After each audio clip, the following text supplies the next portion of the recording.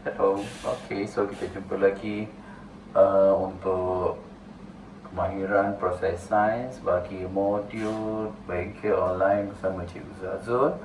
Step by step untuk kertas 2. Okay, so kita sambung dengan soalan kita nombor 3.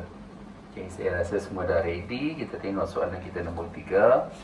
Soalan nombor 3 adalah tajuk berkaitan dengan magnet. Okey, topik berkaitan dengan magnet. Okey, dari soalan tu kita dapat lihat bahawa dua magnet dan beberapa paku besi. Dah tahu dah, dalam tu ada beberapa objek.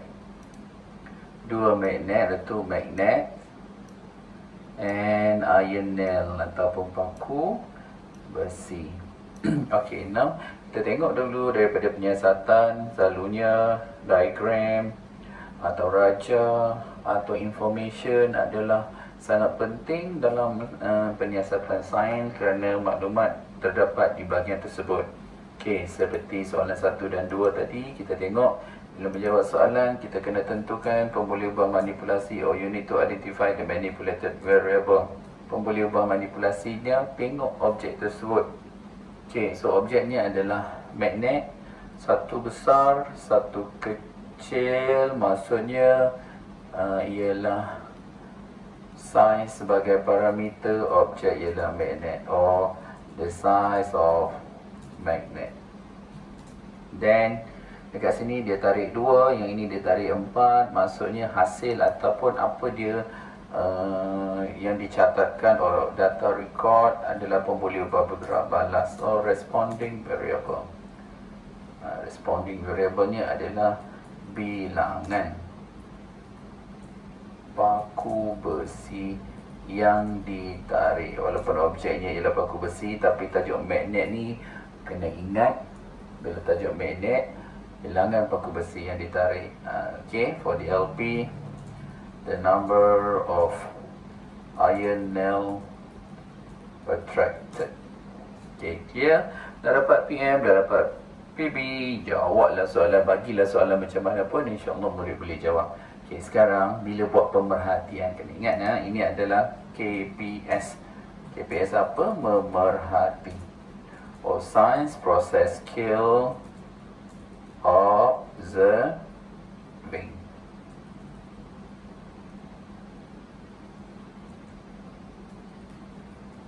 Okey, so tengok dekat situ, membuat pemerhatian ataupun observing. Cara nak jawab dia ialah kalau ada 2, kita mesti banding. Okey, so kalau ada 2 mesti banding. Mesti banding, compare. Kita mesti banding. Okay, sekarang kita tengok contoh pemerhatian. Ini contoh sebab dah diberi dah perkataan, jadi kita kena letak saja. Magnet B menarik lebih banyak paku besi. So magnet B attract more iron nail compare magnet A. So yang ni clear. Ini tapi soalan sebenar tak ada lah dia bagi macam ni. Soalan sebenar dia bagi dalam bentuk 2 baris. Dia suruh murid buat. Now saya bagi ini sebagai latihan. Okay, seterusnya berdasarkan A berikan inference. Baik tuan-tuan dan puan-puan, tolong tengok bila dia kata berdasarkan A, bila dia kata based on A, maksudnya soalan ni ada hukum. Nama hukumnya ialah RQ, or refer question. RQ ni kita kena tengok betul-betul. Kalau atas dia betul, A ni dia betul, B ni dia betul, dia dapat 2 markah. Tapi kalau A ni dia salah, B kat bawah ni dia betul, refer question maksudnya atas dia salah, automatik dia akan dapat 0. Okey, tapi kalau atas betul, bawah salah, dia hanya layak untuk mendapat 1 markah sahaja. Jadi tolong ingat, tolong tengok balik macam mana nak menjawab soalan yang ada hukum RQ. Okey, so saya padam Ini seterusnya Berikan inferen. Dia ada tips untuk menjawab inferen. Okey. Apa itu tips untuk menjawab soalan inferen? Semalam saya dah bagi tahu inferen mestilah mula dengan perkataan kerana plus objek plus sebab. Kalau ada dua, mesti guna perkataan berbanding apa. Okey. So ini contoh. Okey. Start from because, then object and reason, then what. Okay, so ini adalah salah satu cara untuk menjawab soalan inferen. Dia bila ada dua, inferennya adalah dalam bentuk bandingan. So jawapannya dekat situ ialah because BM dulu ya. Kerana magnet, dari mana satu? Magnet B, sebab dekat A disebut B. Kerana magnet B lebih kuat berbanding, okey, lebih kuat daya tarikan berbanding magnet A. So jawapannya ialah because magnet B is stronger. Okay, magnet B is stronger compared than magnet A. Okay, so itu contoh. Then kita tengok dekat situ, apakah tujuan penyiasatan. Macam soalan 1 dan 2 kita dah bagi tahu soalan tujuan penyiasatan, dia ada frame dia. Tolong ikut frame yang telah ditetapkan. Jadi frame-nya ialah menyiasat hubungan di antara PM-nya adalah saiz magnet dengan bilangan paku besi yang ditarik. Kalau dia tulis sampai bilangan paku besi saja, tak dapat markah. Mesti tulis sampai perkataan bilangan paku besi yang ditarik. Okay, for the LP, to investigate the relationship between the size what? The size of magnet and the size of magnet and the number of iron nail attracted. So tengok ya, mesti ada perkataan attracted, iron nail attracted. Okay, now dia minta dekat situ nyatakan pemboleh ubah dimanipulasi. Okay, tengok ini cara kalau cikgu-cikgu pun nak buat soalan. Nyatakan dekat atas, pemboleh ubah manipulasi kat bawah. Bukan nyatakan pemboleh ubah kat bawah dimanipulasi, tak ada maksud. Sebab pemboleh ubah, dia mesti pemboleh ubah manipulasi, pemboleh ubah bergerak balas, pemboleh ubah yang dimalarkan. Tak boleh tulis nyatakan pemboleh ubah satu manipulasi. Itu salah cara tulis ayat. Ni contoh macam mana menulis ayat yang betul bila membina soalan. 3 in 1 ni, ajar murid, ajar mak bapak, ajar cikgu sekali. Okay, so tengok dekat sini, pemboleh ubah dimanipulasinya ialah apa yang berbeza. Tengok balik kat atas, apa yang tak sama. Okay, what is different between the magnet A and magnet B? Okay, so dekat sini kita dapat lihat bahawa yang berbeza ialah magnet. Tapi apa magnet yang berbeza? Nyatakan parameternya. Yes, size magnet. Or for the LP, the size of magnet. Okay, clear. Pemboleh ubah bergerak balas, bilangan paku besi. Cukup sampai situ? Tak cukup.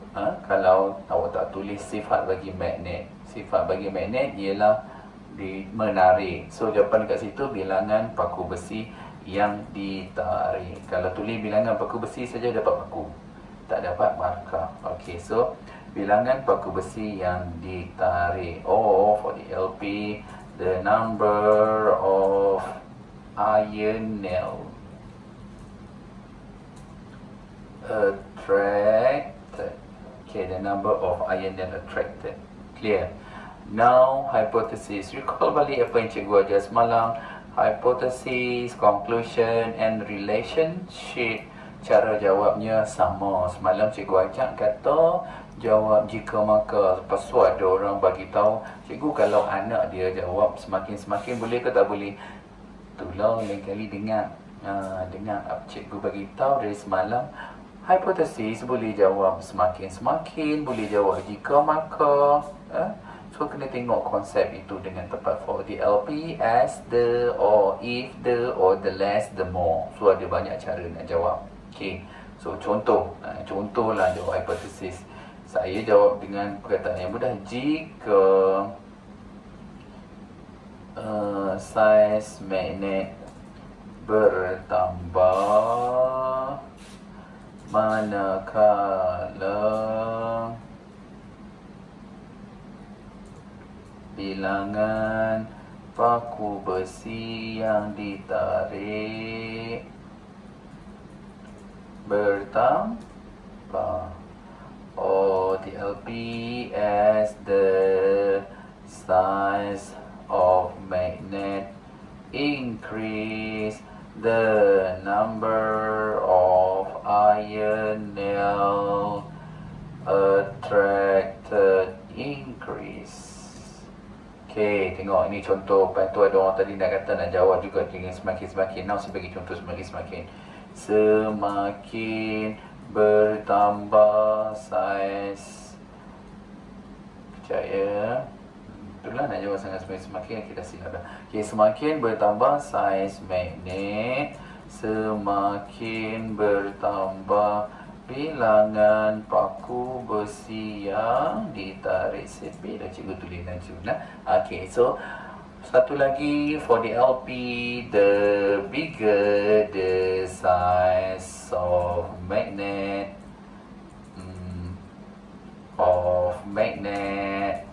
the more the number of iron nail attracted. Okay, again untuk hypothesis boleh guna dua cara ni. Jika saiz magnet bertambah, maka bilangan paku besi yang ditarik bertambah. Semakin bertambah saiz magnet, semakin bertambah bilangan paku besi yang ditarik. For the LP, as the size of magnet increase, the number of iron nail. Okay, nasib baik lagi. Iron nail attracted increase. Or the bigger the size of magnet, the more the number of iron nail attracted. Okay, clear untuk soalan nombor 3. Setakat tu kita dapat lihat bahawa soalan ini kita menekankan tentang konsep inferen. Okay, inferen tak boleh cerita tentang saiz magnet kerana inferen itu adalah yang tersirat. Inferen dia mesti tersirat. Tersirat tu apa dia? Tak nampak. Kalau cerita tentang saiz tu nampak. So ini adalah berkaitan dengan tajuk. Okay, inferen tu selalunya relatekan dengan tajuk. Tajuknya adalah magnetism atau daya tarikan magnet. Kalau kita tengok daya tarikan magnet, so dalam cerita tentang inferen mesti cerita tentang daya tarikan magnet. Okay, so ini contoh. Okay, the magnetism of magnet B is stronger than magnet A. Okay, ini sebagai contoh lah. Yang ini selesai. Okay, untuk soalan nombor 3, ada berapa markah? 1, 2, 3, 4, 5, 6 markah. Okay, cuba minta ibu, bapa ataupun abang dan kakak kira untuk soalan nombor 3 ni kamu dapat berapa markah. Okay, so kita selesai untuk soalan 3. Kita bagi penekanan kepada observation, inferen, data information, identify variable and hypothesis. Sekian untuk soalan nombor 3. Kita jumpa nanti untuk soalan nombor 4. Thank you.